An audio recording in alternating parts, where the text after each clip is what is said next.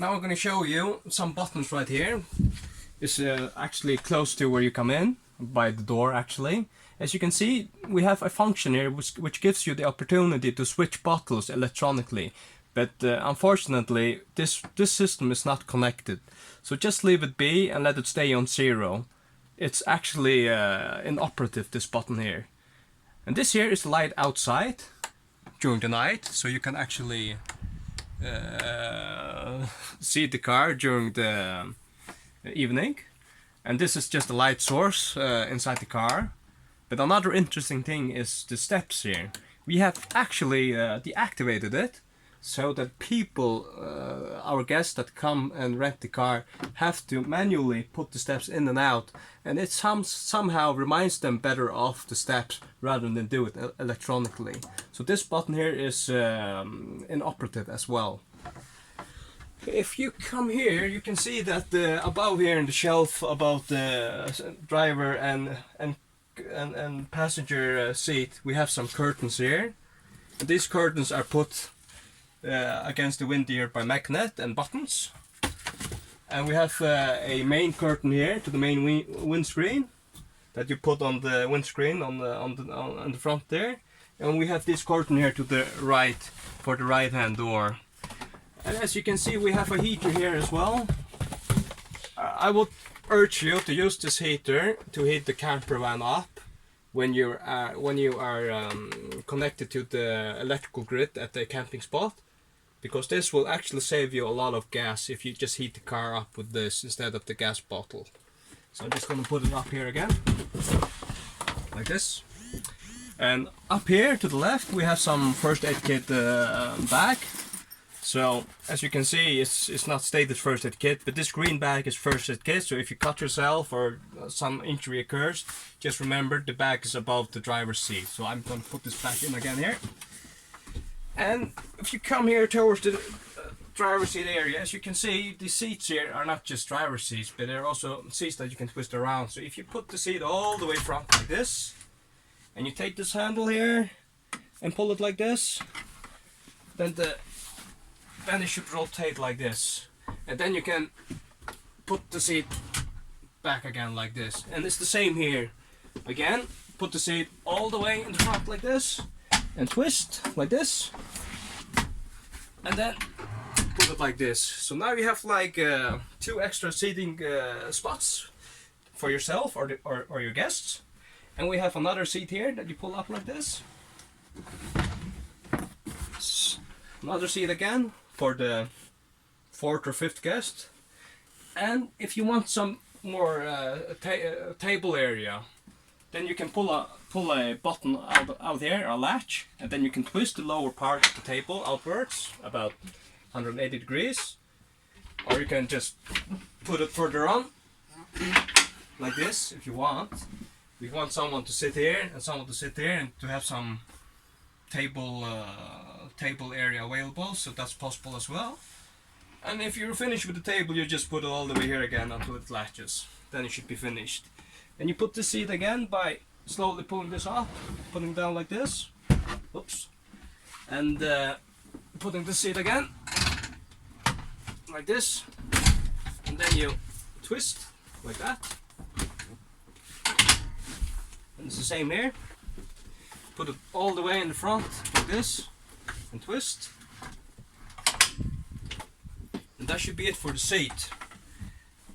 Another thing I want to show you is under the seats here, right where you come in, there is a water valve here. So during the winter, this water valve can activate if the cabin area is below 4 degrees, and thus to prevent damage to the tubes and water system due to frost and so on. But usually don't touch this. Just let it stay as it is, and if there's anything wrong with the water system, you just phone us and we will navigate you through the troubleshooting of the system. And as you can see here, we have some kitchen things here for you guys, and some safety valves here. This is more important, I think. This is for the refrigerator. If it's leaking, you can just put it like this to stop, only if something's wrong with it, otherwise just leave it like this. And this is the burner on the top there for the, as you can see here. And if it starts leaking and you can't stop it, you can always twist this 90 degrees to shut it off. Otherwise, leave it be if everything's okay. And the third latch is actually only for the burner, for heating the cabin. If that starts leaking, you can switch that off as well.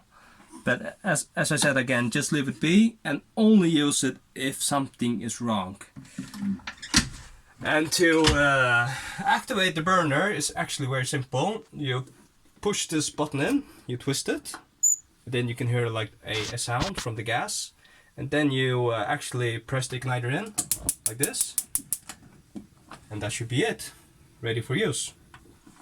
And the second one as well, you just push it in, twist, and press the button in, and like this, ready to use.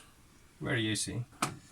And when you're finished, just put it on the 12 o'clock position until the button pops out again, and put the lid on. Do not put the lid on if the burners are activated, because it can damage the glass and maybe cause fire.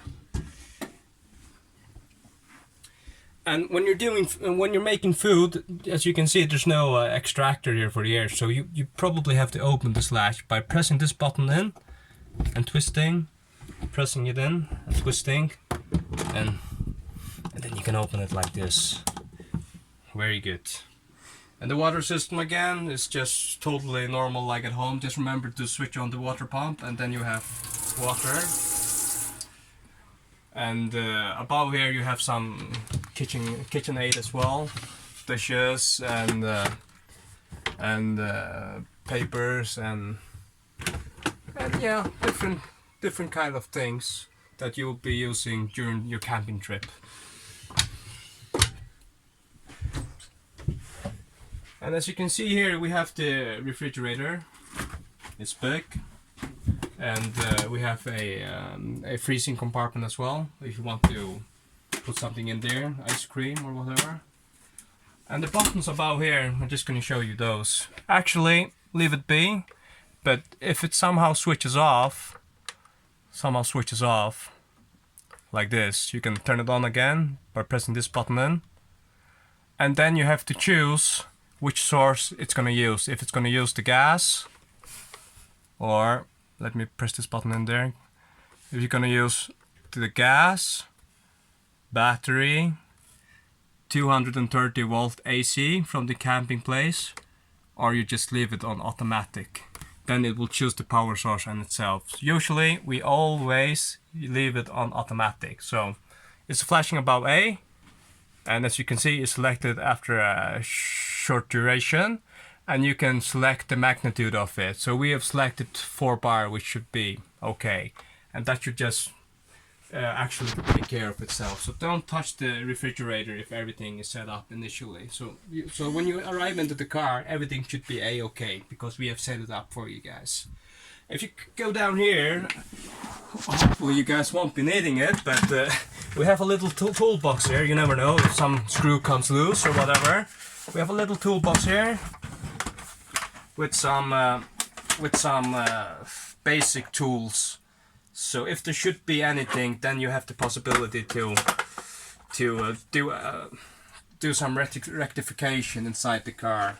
Of course, if it's a major rectification, you just give us a phone call and we come over and do the rectification for you.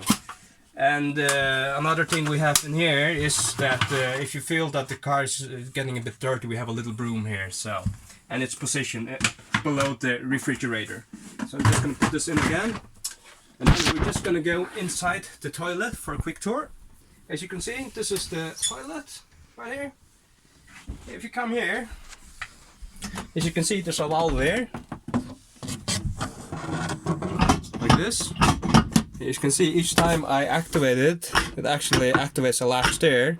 And if the latch is activated like this, and the valve is open down to the toilet tank, you won't be able to pull the toilet tank out, as I said in the previous video, externally of the car.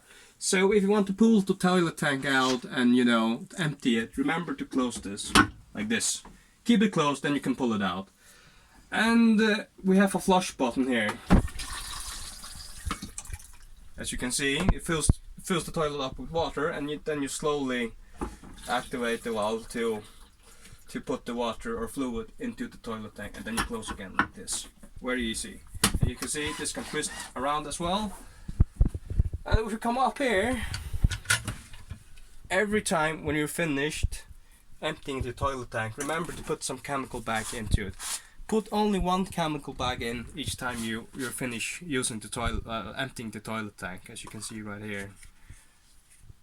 So, and these chemical toilet bags, I call them, are located here always. And as you can see, there's some gloves here when you're doing the emptying of the toilet, and some other stuff here. You can look around when you come inside the camper. And as you can see here, that this wash bin here, you can actually be put to the side here. So if you want to take a bath, you can put the curtains around. Otherwise, usually we just let it stay there. So the toilet's ready for you guys. And as you can see, there's a light here, and this light will flash if the toilet tank is full. But I will just open the lid here and open the valve here and just take a look down to the toilet tank to see if it's full or not. That's the best way, I think. I'll just go closer again, like this and this. And we're going to continue on this way, right here. As you can see, this is the living area, or this is the where you're going to spend most of your time when you're going to eat and so on. And you're probably wondering where the bed is. Well, the bed is actually right there. It's very easy to lower the bed. You just push this button in here like this, as I state. Push here like this, and then you just put it slowly down like this. And as you can see, the bed is ready, and it's ready to be used for you guys. And if you want to crawl up the bed, please do not jump up to the bed. We have some steps here, stairs, and we just hook it to the edge of the frame of the queen size bed, and then it should be ready to be used. Go up in there and down. And when you're finished, of course, it depends on if you want to leave the bed down all the time or not. When you're finished, just stow the steps again back into this compartment here, and push this button like this, and do like this. And that's actually it. So this should be actually the final tour of the auto camper, and yeah, that's actually it. Bye bye, have a nice trip and take care and drive safe. And please give us a phone call or text us if there's anything that you're doubting. We will gladly help you. Bye bye.